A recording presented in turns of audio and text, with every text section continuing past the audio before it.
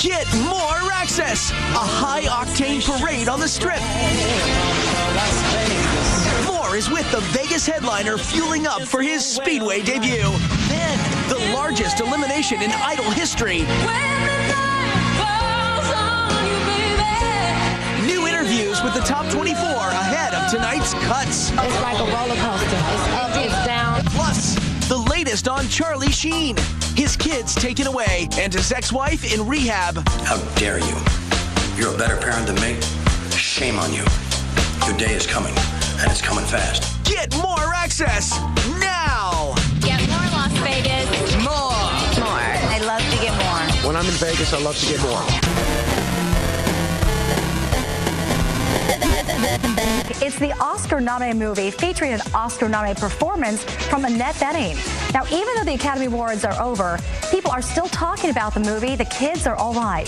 Bening and Julianne Moore are playing a couple trying to raise a modern-day family, and that movie is having a real-life impact beyond Hollywood. I just keep seeing my kids' expressions in your face.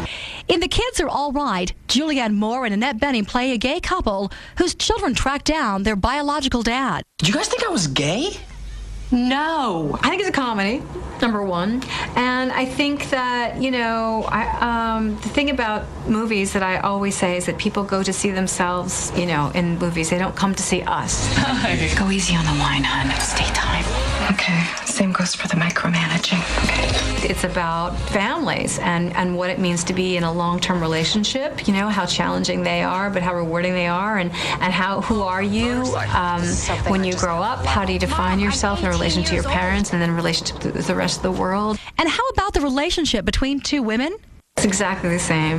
Yeah, there's no difference at all. He's not a father. He's our sperm donor. Co-star Mark Ruffalo appreciates the political timing of the film. The Kids Are All Right is the perfect title for it because the debate going on about gay marriages and can children be raised in that kind of a unconventional family and go off and be healthy, sexually healthy, viable, productive people as a argument against gay marriage is so ridiculous to me. But the movie is not out to shock or outrage anyone. It's just a good story about family. I think that this kind of family is a family we're seeing all over the world these days.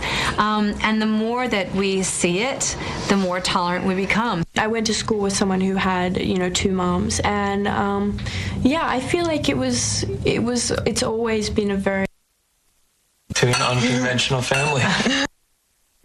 Well, this hit film is raising many questions about modern-day families and their rights. Joining us now to talk about the impact the film has made on local families is John Cereso of the Nevada Law Group. And John, thanks for being with us. My pleasure. It's nice being here. Of course you saw the film, and it directly relates. Great. It's a great movie. I mean, just for entertainment value. But what this is saying about modern-day families, and that the families can be defined in so many different ways. But it's important because with gay couples, sometimes people worry about the kind of rights they have. This is something you deal with on a daily basis. Pretty much.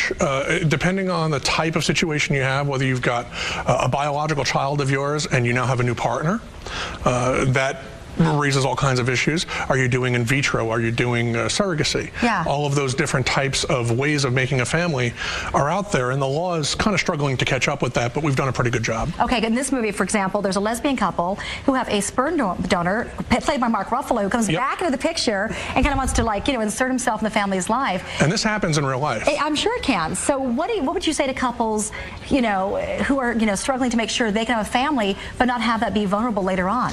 Well, in that particular case, they could terminate the anonymous sperm donor's rights. Okay. There's a legal mechanism to terminate his rights, and if you go through that mechanism, then you're as secure as you ever can be. Should you do that right from the beginning? Because I didn't know that even like a donor would have rights. Oh yeah, no, really? they definitely can have rights. I mean, there are court cases out there where that happens. Again, these are the exceptions. By and large, almost all of these types of things go smoothly. Yeah. You know, we're making a family. I'm going to donate sperm. I'm going to donate an egg. I'm going to carry a child. That's great. In this case, the only reason he came forward is because the kids sought him out. And that's a big time. That's how it happens. Yeah, because the kids want to know who's my dad, who's my mom, and so they go looking out, and all of a sudden now you've got a biological parent whose rights haven't been terminated, who's being brought into the picture. And so that becomes an issue. And it's not just gay couples like in the movie. This exact same issue is with straight couples. There's no difference.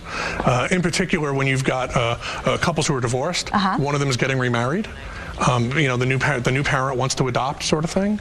That's a tricky situation. If the other parent hasn't been around, you know, let's say they've been gone for 6, 7, 8 years, they still have parental rights. So quickly, what's your best tip or advice to, you know, any couples, but especially gay couples who maybe face more challenges? First, get a lawyer. Hands down, you need legal help with this. Second would probably be contracts. Contracts and then a legal process that protects your rights. And what that is depends on your situation. And maybe like also too, like with surrogacy or with egg donation, you know, maybe don't go to a friend or a family, because go to someone who is doing this. It's a professional contract, because that can get messy too, right? No, you definitely want to use somebody who does this on a regular basis. Absolutely. Well, thank you for joining us. My pleasure. This movie nice is so good, and it's really raised a lot of questions that people are dealing with on a daily basis now. So thank you so much. Thanks so much. Art, over to you. Thank you, Rachel. Time